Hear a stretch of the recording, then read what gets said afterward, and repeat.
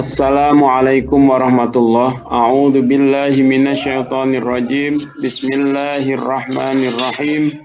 Alhamdulillah wassalatu wassalamu ala Rasulillah Sayyidina Muhammad ibn Abdillah wa ala alihi wa sahbihi wa mawalah.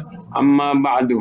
Kepada yang terhormat jamaah pondok kita, semoga kita sekeluarga sehat walafiat, keberkahan rizki, dan dimudahkan urusannya oleh Allah Subhanahu wa Ta'ala. Selamat di dalam menjalankan agama, mengarungi dunia, dan selamat hingga akhirat kelak. Agenda malam Senin, malam ke-19 Muharram 1442 Hijriah, 6 September 2020. Yang pertama, ngaji malam ke-14 Kitab Safinatun Najah. Yang kedua, tanya jawab. Bismillah, mari persiapkan diri kita untuk menjemput ilmu. Mudah-mudahan Allah Subhanahu wa Ta'ala meridhai niatan kita semua. Amin ya Rabbal Alamin. Kepada Kang Yusuf kami persilakan. Baik. Bismillahirrahmanirrahim. Assalamualaikum warahmatullahi wabarakatuh. Alhamdulillahilladzi 'allama bil qalam 'allamal insana ma lam ya'lam. Wassalatu wassalamu ala sayyidil arabi wal ajam sayyidina wa maulana Muhammadin sallallahu alaihi wasallam wa ala alihi wa ashabihi alladhina badalu juhudahum li a'lil Islam, amma ba'du. Yang saya hormati rekan-rekan jamaah pondok kita pada pengajian kitab Safinatun Najah, mari kita lanjutkan kembali mengaji kita pada malam hari ini. Bismillahirrahmanirrahim. Ila hadratin Nabiyil Mustafa Rasulullah Muhammadin sallallahu alaihi wasallam, thumma ila ruhi jami' ikhwanihi minal anbiya'i wal mursalin wa abaihi wa ummahatihi wa azwajihi wa alihi wa dhurriyyatihi wa sahabatihi wa tabi'in wa tabi'it tabi'in wal awliya'i wa syuhada'i wa salihin wal musannifin wal ulama'il 'amilin. Wa nakhussu khassatan tammatan ila hadrati jami'il a'immatil arba'ah al-mujtahidin. Wa nakhussu khassatan tammatan ila hadrati sultanil awliya Syekh Abdul Qadir Al-Jilani wa ila hadrati Syekh Syarif Hidayatullah Subhanahu wa ta'ala wa ila hadrati musannifi hadzal kitab Syekh Al-Alim Al-Fadil Salim bin Sumer Al-Hadrami wa Syekh Al-Imam Al-Alim Al-Fadil Abi Abdul Mu'ti Muhammad Nawawi Al-Jawi wa ila hadrati masyayikhina khususan Syekhina Maimun Zubair, Syekhina Junaidi Anas Al-Habib bin Muhammad bin Umar bin Yahya, usulihim wa furu'ihim wa hawashihim. Syai'un lillahi lahumul Fatihah. A'udzu billahi minasy syaithanir rajim. Bismillahirrahmanirrahim. Alhamdulillahi rabbil alamin. Arrahmanir rahim. Maliki yaumiddin. Iyyaka na'budu wa iyyaka nasta'in. Ihdinas siratal mustaqim. Shiratal ladzina an'amta 'alaihim ghairil maghdubi 'alaihim waladdallin. Amin. Bismillahirrahmanirrahim. Qala al-musannifu rahimahullahu ta'ala wa nafa'ana bihi wa bi 'ulumihi fid dharain amin.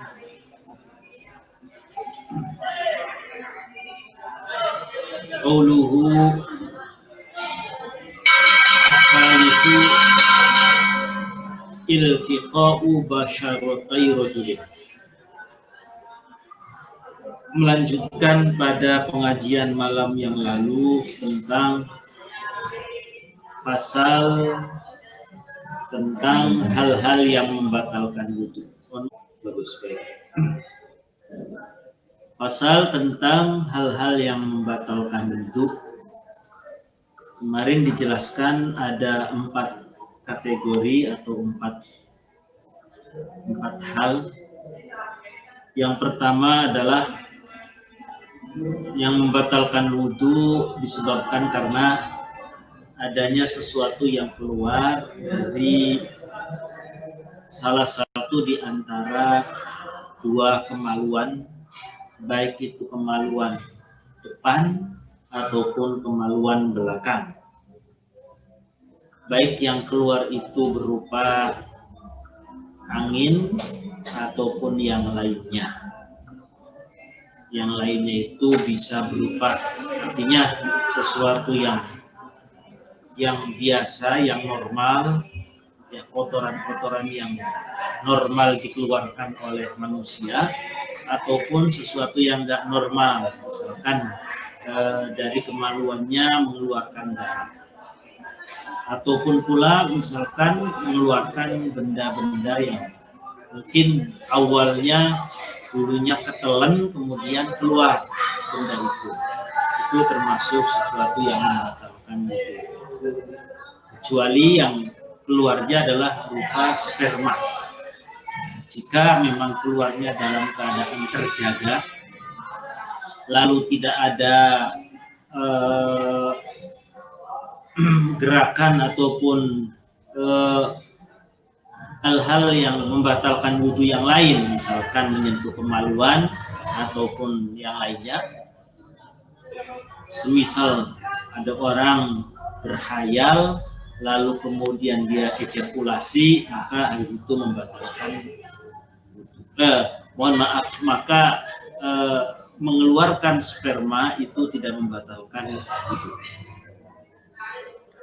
Kemudian yang kedua adalah disebabkan karena hilangnya kesadaran baik karena tertidur ataupun yang lain. Contohnya misalkan karena mabuk, gila, epilepsinya kumat, ataupun karena ketakutan yang amat sangat sehingga hilang kesadarannya. Tidur termasuk membatalkan wudu, kecuali tidurnya orang yang dalam posisi duduk dan posisi pantat benar-benar dirapatkan ke tempat duduknya, ditekan, sehingga tidak ada celah keluar angin. Dan kemarin dijelaskan pula dengan catatan dia tidur duduknya itu tidak bersandar kayak saya seperti ini. Ya, saya bersandar.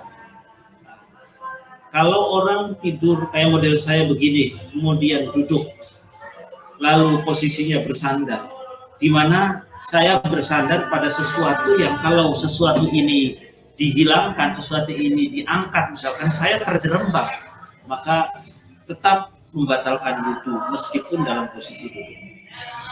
Yang tidak membatalkan ketika posisi duduk, tidur dalam posisi duduk itu kalau dia posisinya tidak bersandar, atau kalaupun bersandar, sandarannya itu bukan sebagai tempat bersandarnya dia, yang kalau misalkan dia duduk seperti ini, ada sebagian punggungnya yang bersandar, namun tidak dijadikan sebagai benar-benar sandaran. Artinya kalaupun yang disandarnya itu tidak ada, diangkat, maka dia tidak terjerembab, maka wudunya tidak batal kalau tidur seperti itu. Baik, kita lanjutkan kembali.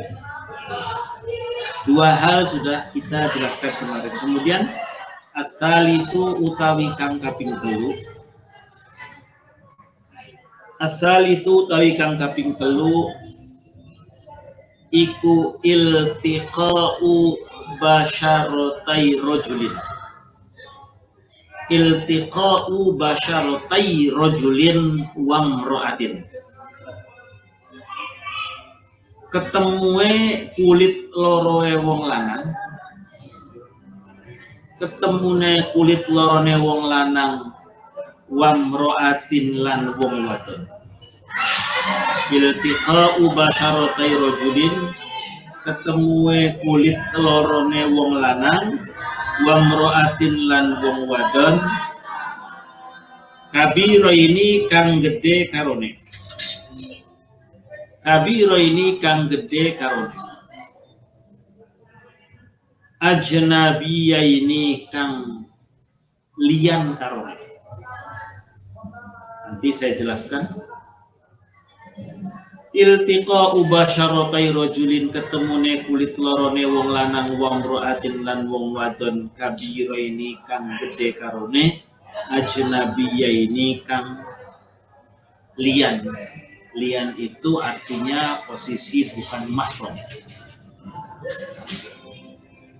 Ketemu kulit min ghairi hailin saking tanpa aling-aling.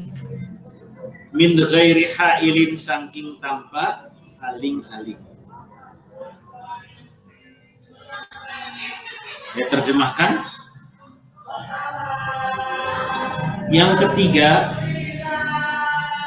di antara yang membatalkan wudu adalah iltiqa ubasyaratai rajulin, persentuhan kulit, pertemuan dua kulit.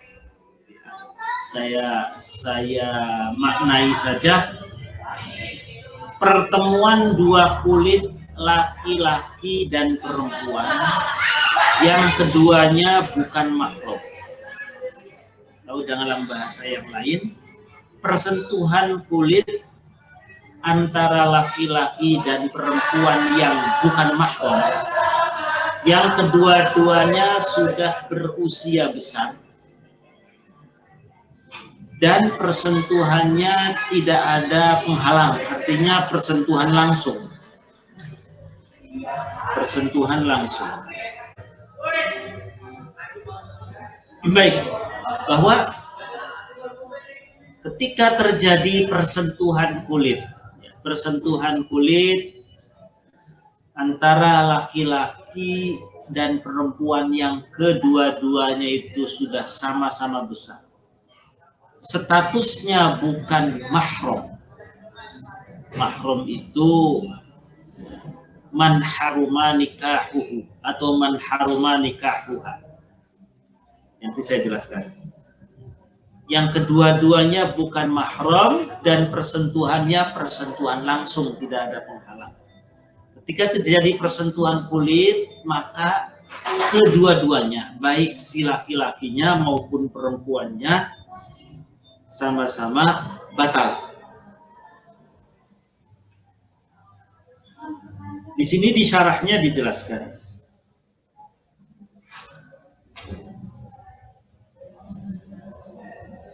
Di syarahnya dijelaskan bahwa wayang taqidu wudu'u kullin minhuma, berwudunya satu persatunya si laki-laki dan si perempuannya, kedua-duanya sama-sama batal.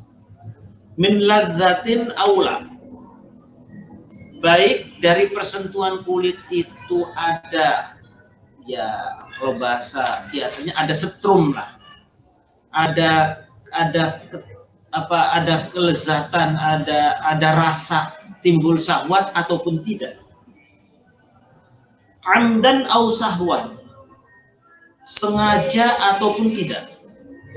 Saya misalkan tiba-tiba nggak sengaja tempelan sama kulitnya perempuan lain, sama batal, dua-duanya batal.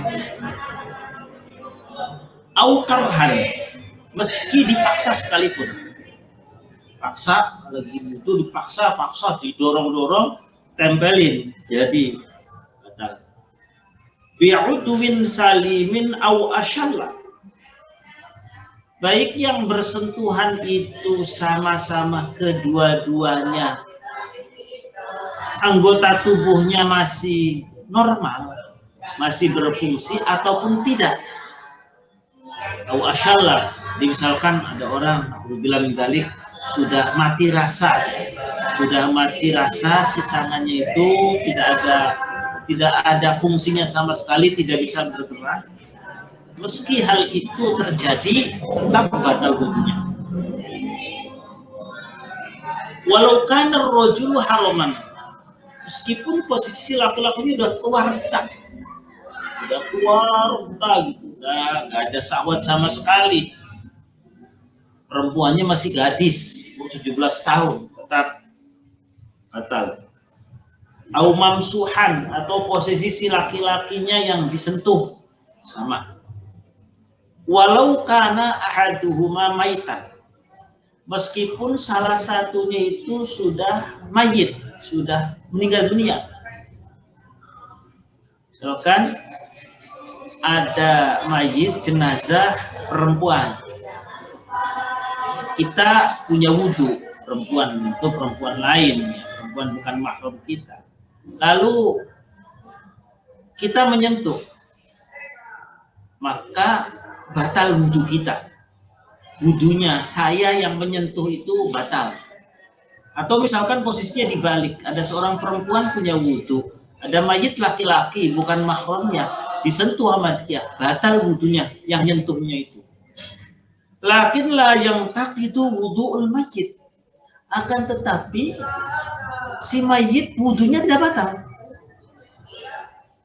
Jadi sementara ini ada salah pengertian. Salah pengertian, misalkan ada jenazah sudah dimandiin, sudah diwuduin, ya yang namanya misalkan keluarga terkadang tidak melihat lagi dia itu mahram atau tidak karena merasa masih keluarga, kadang pengen misalkan mengecup keningnya untuk yang terakhir kali. Biasanya petugasnya jangan sudah diwuduin. Padahal yang batal itu yang masih hidup. Yang mayit tidak batal. Tidak harus diwuduin kembali. Nih, jelas, sore. Lakin la yang taqidu wudu'ul mayit. Si mayit wudunya tidak batal. Au kana ahaduhuma jinnan, atau salah satunya itu bukan dari jenis manusia, jin. Karena misalkan ada jin lalu berwujud manusia, ternyata jinnya itu perempuan, jenis kelaminnya. Kita ya ceritanya mungkin seperti apalah gampangnya, menyerupai perempuan cantik, kemudian kita berusaha untuk menyentuhnya, batal wudhu.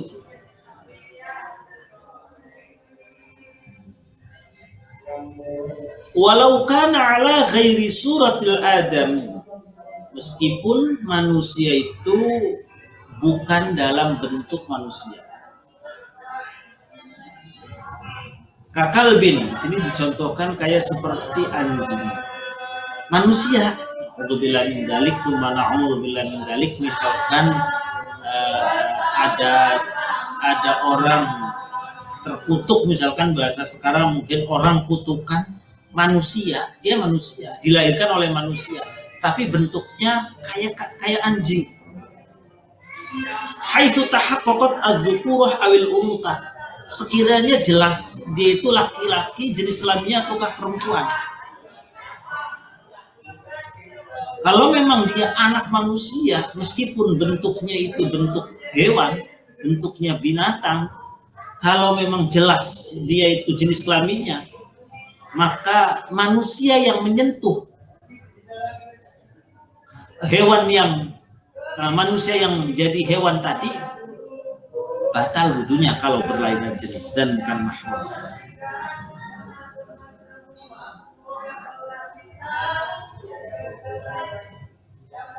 Walau kana ala ghairi suratil adami itu, jadi memang ini hasil na'udzubillah min dzalik, ya, hasil hubungan manusia dengan manusia, lahirnya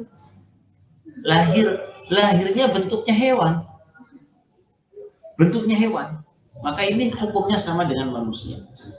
Bi khilafi ma law tawallada syakhsun baina adamiyyin wa hayawanin akhar ghaira jinniyyin fala naqdu bilamsihi walau ala suratil adami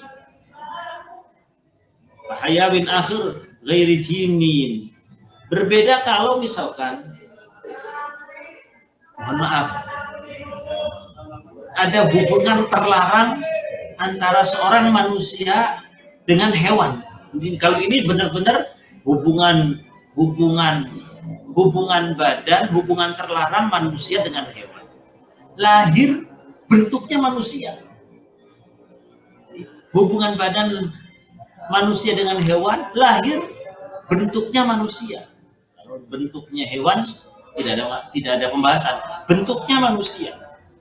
Misalkan perempuan.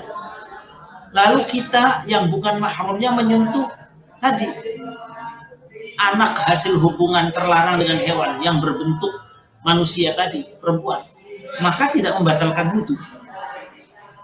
Jadi beda ya. Kalau tadi gambaran pertama itu ada bentuk hewan, dia terlahir dari hubungan manusia dengan manusia. Kalau itu bagaimanapun rupanya, batal wudunya.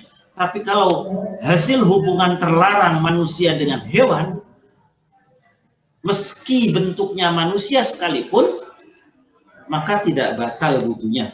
Misalkan jenis kelaminnya perempuan, kita menyentuh orang tadi.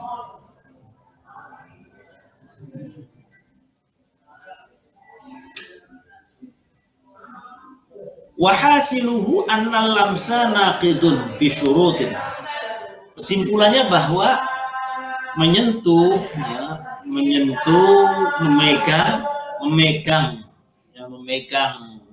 memegang lawan jenis itu membatalkan wudu bisyuruti khamsatin dengan 5 syarat. Ada 5 kriteria yang menjadikan persentuhan laki-laki dengan perempuan itu menjadi batal wudunya. Syaratnya apa? Pertama, ayyakuna baina mukhtalifai dzukuratin wa unutsah. Untuk berbeda jenis kelamin. Yang kedua, ayyakuna bil basyarah duna sya'ri was sinni wa dhufri. Persentuhannya itu kulit dengan kulit. Bukan kulit dengan kuku, kulit dengan gigi, kulit dengan rambut. Jadi kalau ada persentuhan, salah satunya itu bukan kulit. Misalkan ada seorang laki-laki menyentuh wanita bukan mahramnya. Dia punya wudu. Tentu yang kita bicarakan pasti punya wudu. Lalu dia bukan menyentuh kulit, megang rambut, atau megang kukunya dia yang pegang, atau giginya, yang dipegang giginya. Maka ketika hal itu terjadi, maka tidak membatalkan wudu. Karena persentuhannya bukan kulit dengan kulit. Yang membatalkan wudu itu kalau kulit dengan kulit. Kalau 3 tadi itu tidak membatalkan wudu. 1 rambut, 2 kuku, 3 gigi. Itu tidak membatalkan wudu. Fala naqdu bi syai'in. Bi khilafil 'azmi idza qushita fa innahu yunqidu. Tulang, ya ini ceritanya mungkin tulang ketika misalkan dibeset lah, ada tulang lawan jenis kita, dan ya gimana lah ceritanya, itu kecelakaan atau seperti apa, tulangnya kelihatan, kemudian kita nyentuh tulang perempuan yang bukan mahram, itu batal.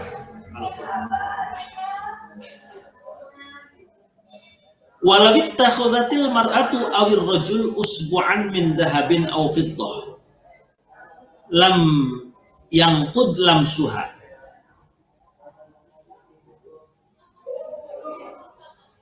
Ketika ada seorang perempuan ataupun laki-laki lalu menggunakan jari-jari palsu terbuat dari emas ataupun dari perak, lam yanqud lamsuha, maka menyentuh jari yang terbuat dari emas dan perak tadi tidak membatalkan wudu.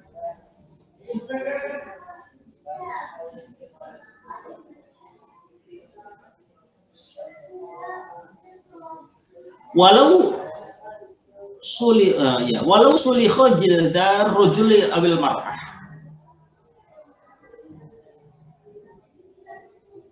Andaikan ada kulitnya disayat, ya disayat, dibeset itu disayat, berceceran. Untuk dalam dalik misalkan kita punya wudu nolongin orang kecelakaan perempuan, lalu kulitnya berceceran, kemudian kita ngambilin kulit tadi yang berceceran, kulit yang sudah terkelupas dari anggota tubuhnya itu tidak membatalkan wudu.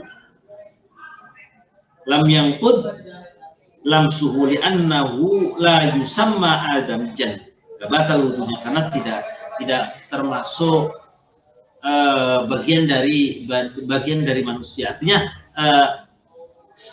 tersendiri itu tidak dikatakan manusia. Wa kadza law sulikha dzakarur rajul wa khusya id la yusamma dzakaron. Termasuk juga misalkan ini nanti pembahasannya harusnya di yang keempat tadi.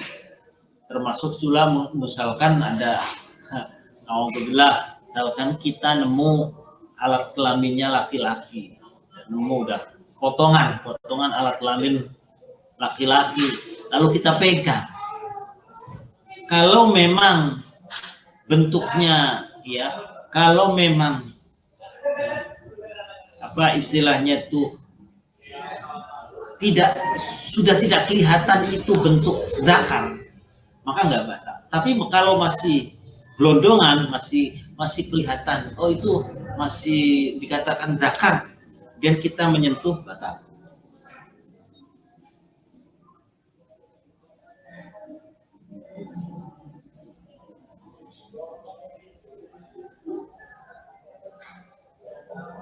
Kemudian yang ketiga, ayyakuna biduni ha'il, syaratnya, kriterianya lagi ataupun persyaratannya lagi, terjadi batal wudu kalau persentuhannya tidak ada penghalang, persentuhan langsung. Wa minal ha'il ma law kathural wasakh al mutajammid 'ala al basyarah min hubarin. Termasuk bisa menghalangi persentuhan kulit ketika ada tanah yang membeku di kulit, membeku tanah ataupun debu yang tebal, kemudian debu yang tebal di tangan misalkan, kemudian dia sudah membeku, nah itu bisa jadi penghalang. Artinya ketika kita menyentuh tangan lawan jenis kita, tapi itu ada di tangan yang kita sentuh itu ternyata bukan kulit langsung, tapi ada debu yang sudah mengeras, debu ataupun tanah yang sudah mengeras. Yang kita sentuh debu yang sudah mengerasnya itu, maka tidak batal wudu, termasuk haid. Di khilafi malau kana mila arab, berbeda masalah kalau yang membekunya tadi itu keringat tidak jadi penghalang. Artinya misalkan ada orang keringatnya bercucuran deras kemudian membeku, nah itu tidak jadi hail.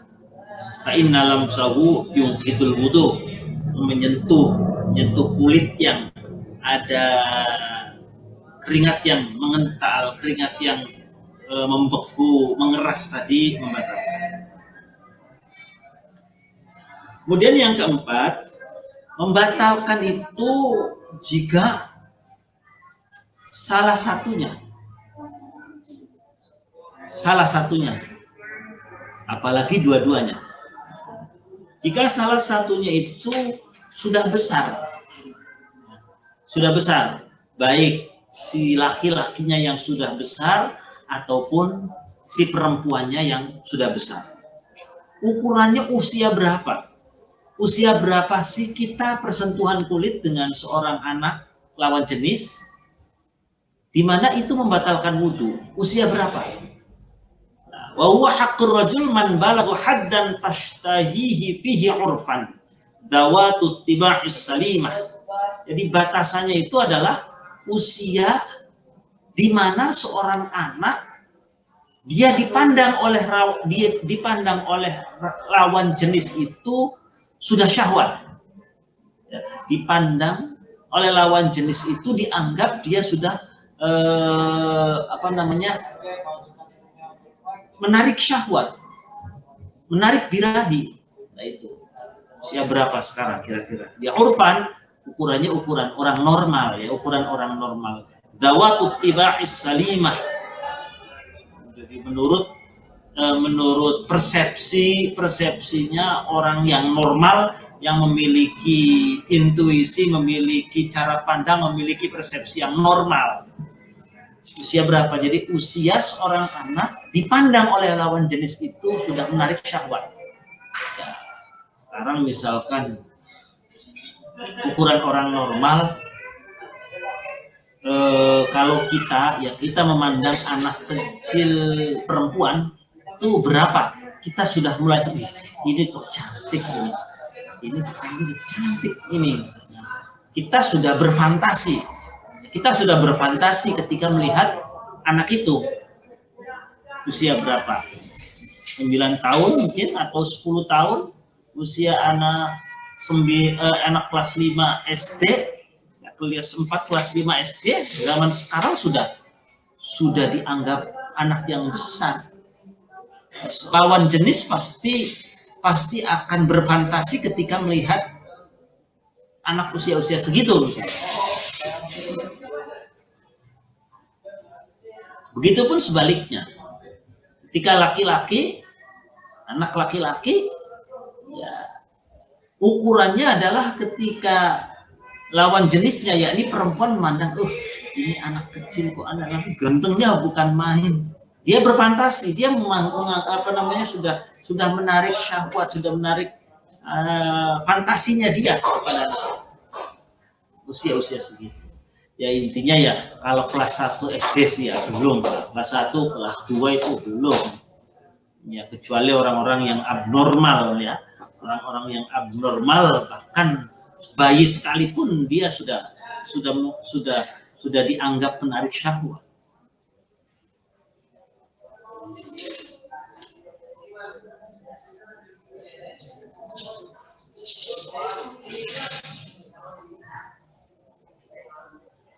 Kemudian yang kelima, adamul mahramiyah. Statusnya itu bukan mahram. Statusnya bukan mahram. Apa sih mahram? Wal mahramu man haruma nikahuha. Saya tegaskan lagi dan saya luruskan bahwa bahasanya mahram bukan muhrim. Ini terkadang ada salah kaprah di antara kita. Oh maaf, kamu bukan muhrim saya. Itu salah. Salah namun kaprah. Salah namun sudah terbiasa digunakan.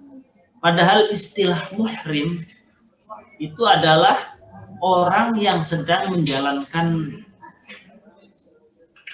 ibadah ihram di Mekah sana. Ketika rangkaian ibadah haji ada namanya rangkaian ihram, memakai putih-putih itu. Lah, perbuatannya namanya ihram, pelakunya namanya muhrim itu. Nah, kalau dalam hubungan status keluarga, kaitannya dengan hal-hal yang membatalkan wudhu, kaitannya dengan hal-hal yang dibolehkan untuk menikah ataupun tidak, istilahnya bukan muhrim tapi mahram. Mahram. Nah, definisi mahram adalah man haruma nikah, orang-orang yang haram untuk kita nikahi. Perempuan juga sama. Kalau perempuan memandang laki-laki yang tidak boleh untuk menikahi dia. Kalau kita laki-laki, perempuan-perempuan yang tidak boleh kita nikahi. Mahram itu ibu kita, kakak kita, adik kita, nenek kita, bibi kita, bude kita, bule kita, ponakan kita, sepupu itu bukan mahram, karena boleh menikah dengan sepupu. Nah, tinggal nanti disesuaikan saja.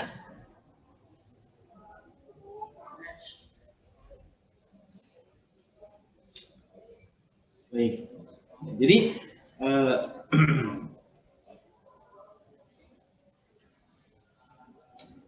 bahwa 5 syarat tadi yang menjadikan batalnya wudhu dalam hal masalah persentuhan kulit laki-laki dengan perempuan.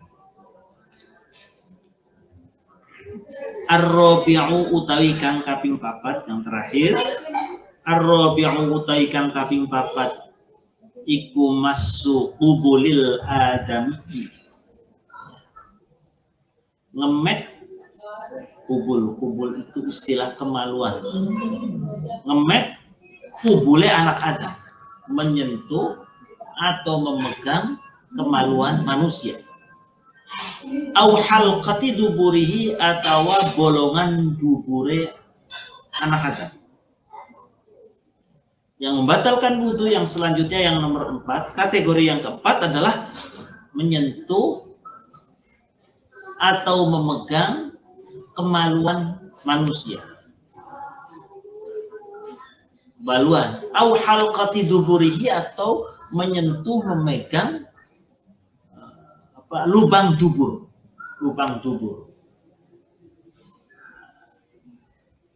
Menyentuh yang sampai membatalkan wudhu itu bi batnir rohati kelawan jerone tapak tangan. Tapak tangan. Au butunil asabi'i atau jerone piro-piro jari-jari. Bi batnir rohati kelawan jerone telapak tangan.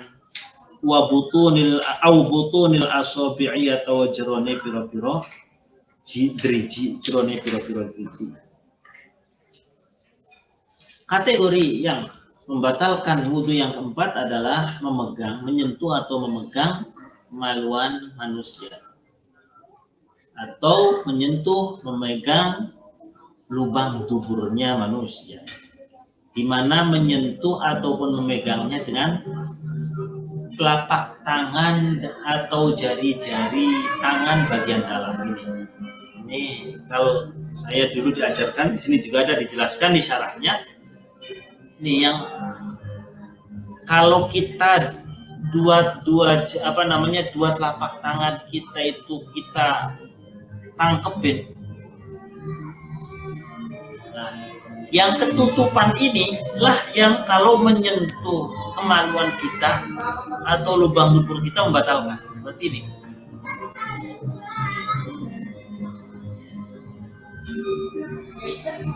Sehingga yang bagian luar, ini bagian luar, misalkan, mohon maaf, kita lagi gatal, kemaluan kita gatal, kita nggaruknya, asal jangan telapak tangan bagian dalam, kepala bagian dalam, atau jari-jari bagian dalam.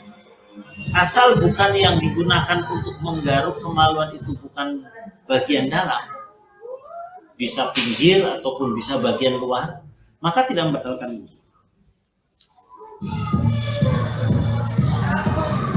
Sini walau sahwan, meskipun menyentuhnya itu karena ada unsur lupa, walau mubana, meskipun misalkan tadi kemaluannya sudah terlepas, haitsu summiya farjan, sekiranya masih dinamakan farji, masih dinamakan zakar. Ya, kalau kita misalkan kayak tadi contoh lagi jalan-jalan tiba-tiba nemu alat kelamin, kita punya wudhu, kemudian kita ngambil, benar alat kelaminnya masih utuh, zakarnya masih utuh. Kak, kita yang punya wudhu kemudian ngambil langsung itu membatalkan wudhu. Walau asyal, meskipun tangannya sudah tidak berfungsi, sudah mati rasa, sama batal wudhunya. Walau saghiran, meskipun punya anak kecil, au maitan, atau punya mayit jenazah, min nafsi au ghairihi, baik punya kepunyaan sendiri, kita menyentuh punya kita, milik kita, au ghairihi, ataupun menyentuh kemaluan orang lain. Batasannya apa sih? Wa huwa fil rajuli jami'u nafsil qadib.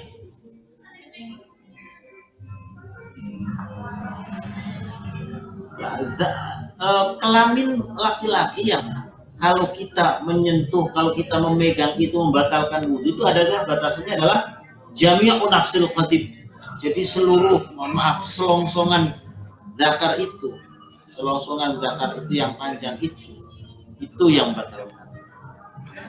Au mahalli qat'ihi, atau misalkan biasanya disunat, yang disunat, ya termasuk itu semuanya. Nah, berarti yang panjang itulah, yang panjang itu yang membatalkan wudhu. Lama tambutu alaihi al-anat, bukan apa ya, bagian yang ditumbuhi sama, maaf, rambut kemaluan. Kan di sekeliling zakar itu kan ada apa namanya, kulit-kulit yang ditumbuhi rambut. Jadi tumbuhi rambut kemaluan. Kalau itu kita sentuh tidak batal wudhunya. Wal baydotani, testisnya laki-laki, menyentuh testis itu tidak batal wudhu. Wa ma bainal qubuli wad dubur, kemudian antara pembatas antara kemaluan depan dengan kemaluan belakang, kemaluan depan dengan dubur, itu anggota itu tidak membatalkan wudhu. Itu kalau laki-laki. Wa fil mar'ati, kalau perempuan, syafruhal multaqiyani, ya bibirnya, dua bibir. Kalau perempuan vagina itu kedua bibirnya, wa huma harfal farji, yang ya apa, lambia mayora, apa itu yang dalam bahasa ilmiahnya, enggak, lambia mayora, pokoknya yang bibir perempuan, bibir kemaluan. Lama fauqu sama, tidak yang anggota kemaluan yang ditumbuhi, yang sekitar bibir kemaluan itu yang ditumbuhi rambut kemaluan, itu tidak membatalkan kalau menyentuhnya.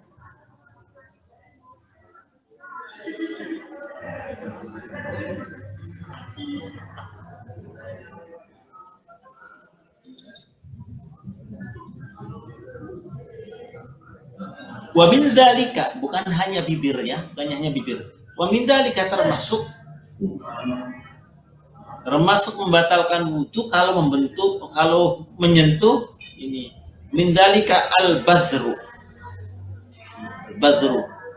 Al-badru itu mohon maaf, klitoris itu ya. Klitoris itu juga menyentuh, itu batal wudhunya.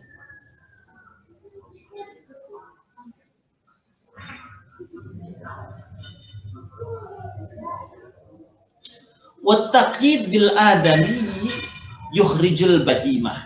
Yang membatalkan menyentuh kemaluan itu adalah kemaluan orang, kemaluan manusia, bukan kemaluan hewan ataupun binatang.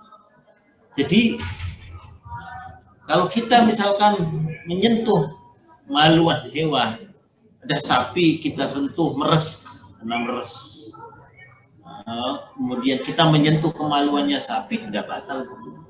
Kalau misalkan ada misalnya apa namanya, kambing itu ya, para penjual kambing kan di antaranya ada torpedonya, dan di situ ada kemaluannya, ya, ada kemaluannya si kambing itu.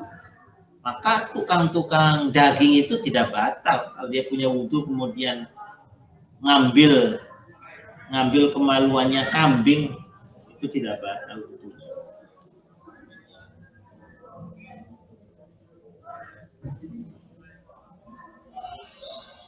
Au halqati duburihi, ya, kemaluan depan atau lubang dubur, ya, lubang dubur yang al manfat al multaqo ka famil kais. Jadi biasanya tempat yang kal kais, kayak misalkan kantong itu, ya, kalau kantong dijiletin, ya. Kalau zaman dulu kantong kantong minyak wangi ataupun beli sesuatu ketika dijadikan kiret-kiret itu manfal, bolongan yang kayak bibir, bolongan yang kiret-kiret itu. Bibatnir rohati au butul asobi, yang saya jelaskan tadi, bahwa menyentuh yang sampai membatalkan itu menyentuh ataupun memegang yang dengan telapak tangan bagian dalam atau jari-jari bagian dalam. Baik, 4 hal inilah yang rekan-rekan sekalian yang bisa membatalkan wudhu ketika dilakukan oleh orang yang dalam keadaan wudhu. Baik, jamaah pondok kita, saya cukupkan untuk pengajian malam hari ini. Mungkin ada pertanyaan, mangga, atau saya coba yang tadi ada itu gimana, Mas Arif? Oh ya, ada pertanyaan 3 tadi.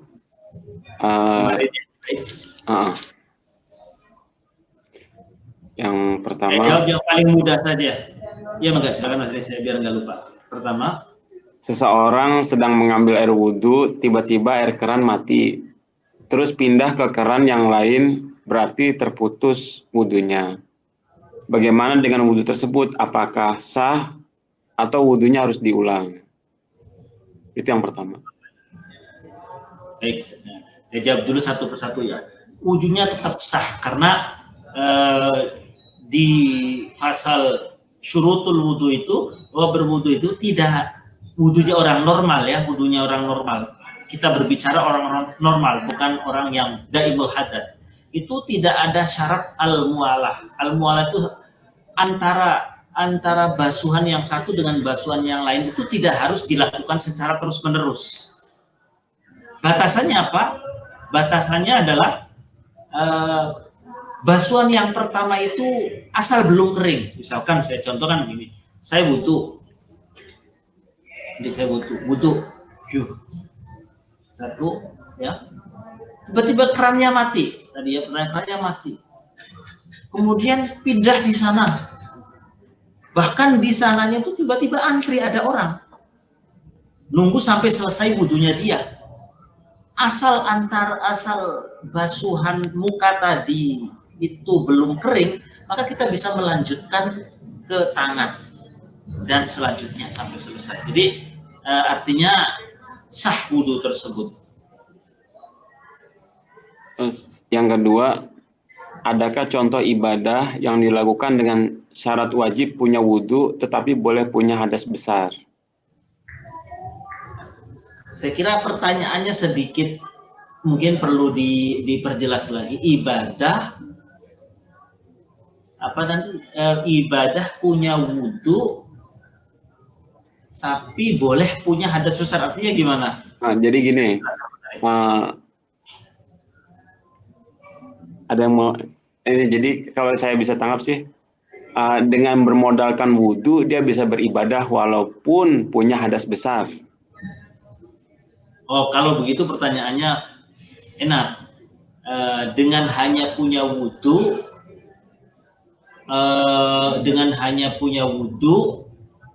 padahal dia punya hadas besar. Kalau saya bisa coba sedikit menggambarkan, bahkan tidak punya wudhu, dia punya hadas besar pun masih tetap bisa beribadah. Tidak harus punya wudhu sekalipun. Contohnya apa? Puasa. Misalkan ada orang malamnya dia karena suami istri pengantin baru belum sempat mandi malamnya, baru sahur dan lain sebagainya, belum sempat mandi, tiba-tiba sudah subuh. Baru mandinya nanti siang jam 8 karena malu sama mertua misalkan. Ya otomatis dia nggak sholat subuh lah, pasti gitu ya. Maka orang yang menyandang hadas besar tadi tetap sah puasanya, karena dalam syarat sah puasa itu tidak harus memakai, artinya dalam posisi suci dari hadas kecil maupun hadas besar. Itu contohnya seperti puasa. Nah, tentang misalkan kemarin dijelaskan ada orang punya wudhu, atau tadilah orang punya wudhu, kemudian dia berhayal, berfantasi, lalu akhirnya dia ejakulasi, kan dia punya hadas besar, tapi wudhunya nggak batal. Wudhunya buat apa? Wudhunya itu buat kesunahan mandi, karena di antara kesunahan mandi itu ada berwudhu. Meskipun wudhunya tidak bisa digunakan untuk apa-apa, wong mau sholat juga nggak boleh sholat, mau baca Quran juga nggak boleh menyentuh Al-Quran, tapi tetap sunnah wudhu dulu. Dan yang jelas meski dia tidak bisa baca Al-Quran, dia tidak bisa baca Al-Quran, tetapi zikiran-zikiran semacam misalkan sholawat dan lain sebagainya tetap bisa dilakukan oleh orang yang punya hadas besar. Karena sholawat itu tidak mengharuskan orang yang membacanya punya wudhu ataupun dalam posisi tidak punya hadas besar misalkan. Tidak. Sholawat itu bisa dibaca oleh orang yang di antara keistimewaan sholawat, Al-Quran, orang baca Quran harus punya wudhu. Orang baca Quran, dia harus dalam posisi tidak menyandang hadas besar. Dosa kalau dia menyandang hadas besar kemudian membaca Al-Quran, kalau diniatin baca Al-Quran. Tetapi kalau sholawat tidak, sholawat bisa dibaca oleh siapa saja. Itu barangkali Mas Ari. Yang tiga ini emang kayaknya sih fenomena orang-orang Jakarta ya. Nomor 3 pertanyaannya, apakah wudhu menjadi batal kalau kita makan dan minum, karena ada yang bilang batal? Oh iya, ya saya jawab saja tidak batal. Ya, tidak ada yang memasukkan memakan, minum ataupun merokok sekalipun misalkan membatalkan wudhu, itu tidak ada. Tidak, memang ada sebagian orang menganggap seperti itu, tapi hakikatnya dalam hukum fikih tidak membatalkan. Kalau misalnya gini, mungkin ada yang bilang kalau mau sholat kumur-kumur dulu apa gimana? Itu sebenarnya tanpa kumur-kumur pun langsung sholat bisa apa gimana itu? Ya bisa saja, asal pada saat sholat tidak ada sesuatu yang tersisa di dalam mulut yang menjadikan dia tertelan kemudian menjadi batal. Itu khawatirnya. Oh, karena sholat kan nggak boleh makan ya?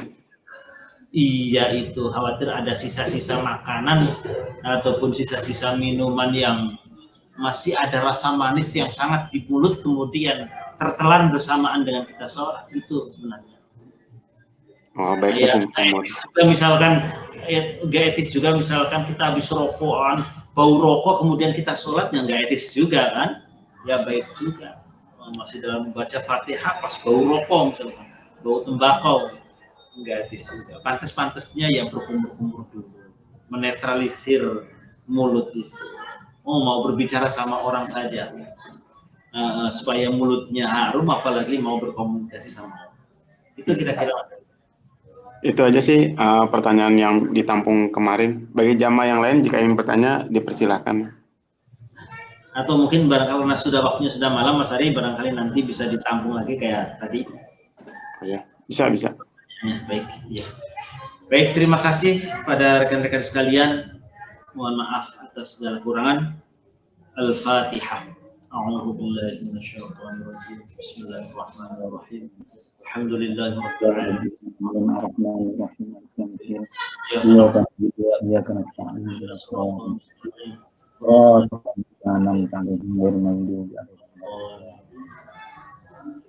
Baik, terima kasih kepada semuanya. Wallahu muwaffiq ila aqwamit thoriq. Assalamualaikum warahmatullahi wabarakatuh. Waalaikumsalam warahmatullahi wabarakatuh.